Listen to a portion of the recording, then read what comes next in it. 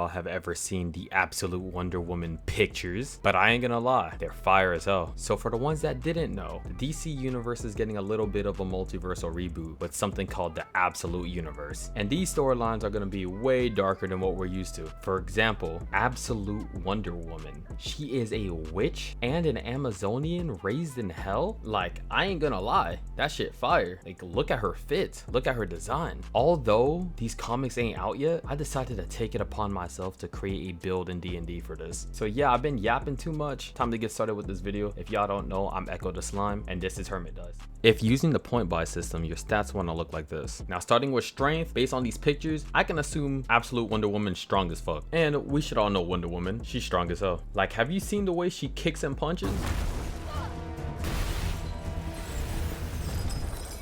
Now next up, our dex is a 12, just so we have an explanation on why she's able to deflect bullets. Now I know 12 is pretty low, but we've got more important stats to work on, especially since this version of Wonder Woman can use magic. Now our constitution is also 14. Why 14? Well, she can take a beating. We've all seen the comics, we've all seen the movies, the cartoons. Wonder Woman doesn't stay down, even in fights against Doomsday.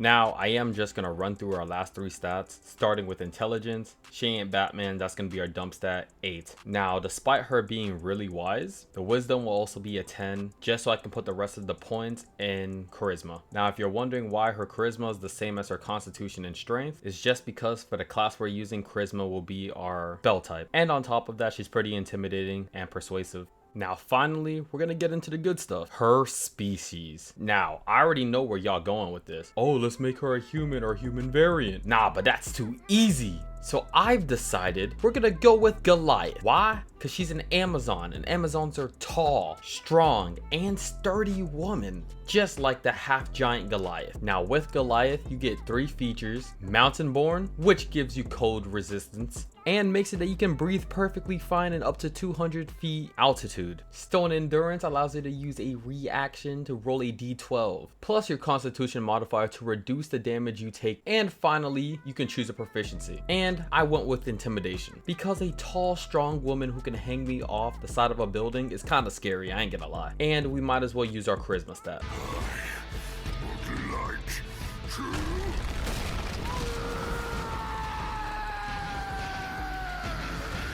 Now it's finally time for the classes. First off, we're putting 7 levels into Fighter, more specifically Battle Master Fighter. Now when it comes to our fighting style, we can take anywhere between Superior Fighting, Defense, and Great Weapon Fighting. The proficiencies we'll be taking is Perception and Acrobatic. Because this version of Wonder Woman was raised by witches, we're taking Alchemist Supplies. We want to take a bonus to Charisma and Constitution for our ability score modifiers at level 4. And at level 6, we'll take the feat Tough, just for that max hit points to be twice our level.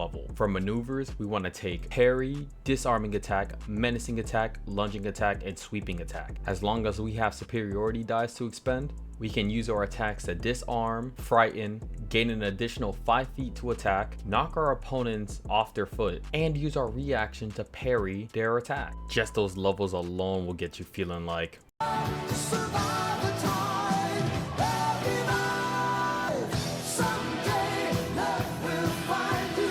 But that aside, we'll be putting 14 levels in Hexblade Warlock. For Pack Boon, you want to take Pack of the Blade. Do I really need to explain this? You can use your sword as an arcane focus. Can magically summon it back to you. About time.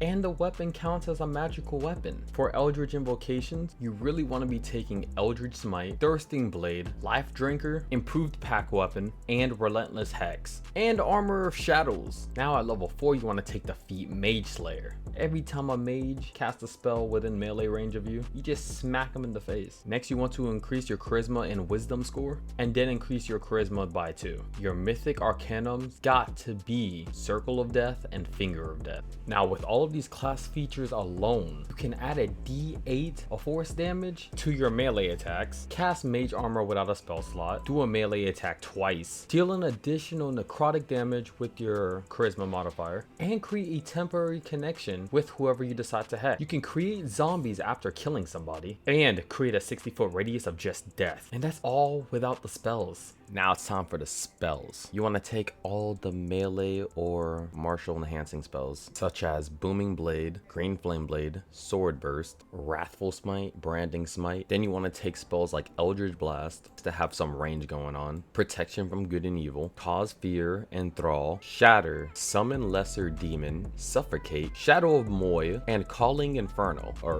Infernal Calling. Damn, I forgot one, and Shadow Blade. Now, overall, I do think this build is strong as hell. You guys can go pretty much anywhere when it comes to trying to level this up. Like, you can put some points into fighter, other points into warlock at any point. And on top of all of that, by level 10, if you build it right, you can attack up to 4 times. That's insane. That's 4 different targets in one round. And being able to enhance each attack with a smite or a booming blade, shadow blade, or whatever kind of blade there is. But overall, if you guys have made it to the end of this video, please leave a like and subscribe. Comment down below what other builds you guys would like me to try to make, and I'll have the link to the D&D Beyond forum of this for y'all right below in the description. Ooh, and if you guys like D&D live plays, I've got a couple series myself and it in podcast. I'm Echo the Slime, signing off.